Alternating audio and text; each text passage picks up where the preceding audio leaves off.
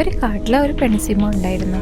ആ ഒരു പെൺസിംഹം സിംഹക്കുട്ടിയെ പ്രസവിച്ച സമയത്ത് മരിച്ചുപോയി. അപ്പോൾ ആ സിംഹക്കുട്ടി അതുവഴി വന്ന ചെമ്മരിയാടിൻ്റെ കൂടെ കൂടി. പക്ഷേ ആ സിംഹക്കുട്ടിക്ക് അറിയില്ല താൻ ആരാണെന്നും തൻ്റെ ശക്തി എന്താണെന്നും. സിംഹക്കുട്ടി ചെമ്മരിയാടുകൾ ചെയ്യുന്ന പോലെ മാംസം കഴിക്കുന്നതിന് പകരം പുല്ലുകൾ കഴിക്കാൻ തുടങ്ങി. അവന് എങ്ങനെ പെരുമാറണം എന്ന് അറിയില്ലായിരുന്നു. അതുകൊണ്ട് അവൻ ഗർജിക്കാനൊന്നും ശ്രമിച്ചില്ല. കാരണം അവൻ്റെ ചുറ്റുമുള്ളത് ചെമ്മരിയാടുകളാണ്. അപ്പോൾ അവൻ ചുറ്റുമുള്ള ചെമ്മരിയാടുകളുടെ കൂടെ നിൽക്കുമ്പോൾ അവൻ വിചാരിക്കുന്നത് ഞാൻ അവരിൽ ഒരാളാണെന്നാണ്. കാലം കടന്നുപോയി. അവൻ വളർന്ന് വലിയൊരു സിംഹമായി മാറി. എന്നിട്ടും അവൻ താനൊരു ചെമ്മരിയാടാണെന്നാണ് ധരിച്ചിരിക്കുന്നത്. ഒരു ദിവസം ഒരു പ്രായം ചെന്ന സിംഹം ചെമ്മരിയാടുകളുടെ കൂടെ ഒരു സിംഹം നടന്നു പോകുന്നത് കണ്ടു. പ്രായം ചെന്ന സിംഹത്തിന് അത്ഭുതമായി.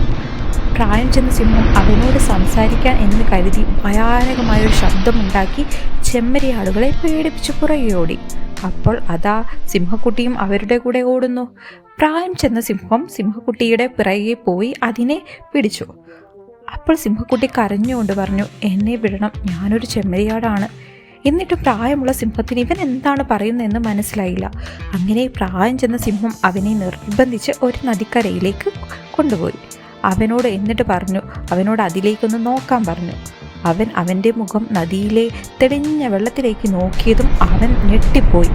അവൻ തിരിച്ചറിഞ്ഞു, ഞാൻ കാണാൻ സിംഹത്തെ പോലെയാണ്, ചെമ്മരിയാടിനെ പോലെയല്ല.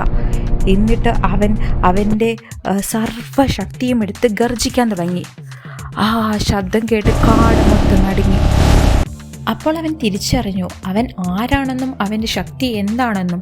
മുൻപ് പോലും അവൻ തിരിച്ചറിഞ്ഞില്ല അവൻ്റെ ശക്തിയെക്കുറിച്ച്. അവൻ ചെമ്മരിയാടിനെ പോലെയാണ് ജീവിച്ചു വന്നത്. ഈ കഥ നമ്മളോട് പറയുന്നത്, നമ്മൾ സിംഹത്തെ പോലെ ഒരുപാട് കഴിവുകളും ശക്തികളും ഉണ്ടെങ്കിലും നമ്മുടെ സമൂഹം നമ്മളെ ഒരു ചെമ്മരിയാടിനെ പോലെ തളർത്തിക്കളയുന്നു എന്ന്.